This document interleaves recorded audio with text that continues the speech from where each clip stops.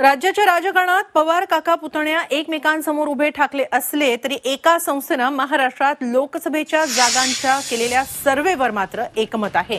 5 राज्यांच्या सर्व्हेत काय होत आणि निकाल काय आले असं दोन्ही काका पुतण्यांनी सांगितलं।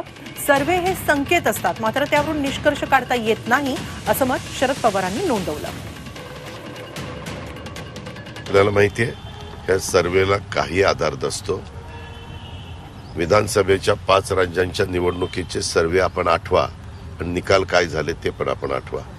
यामध्ये तुम्ही किती लोकांना, काही जर 10,000ला विचारतात, 25,000ला विचारतात, 50,000ला विचारतात, 60,000ला विचारतात। आता ते विचारत असताना कुठल्या भागातला सर्वे झालेला आहे त्याच्यावर ते सगळं अवलंबून आहे। आणि त्यांनी सर्वे केलेला असला तरी देखील आम्ही तिन्ही पक्ष मिळून महायुती केलेली आहे, आम्ही त्याची काळजी घेऊ।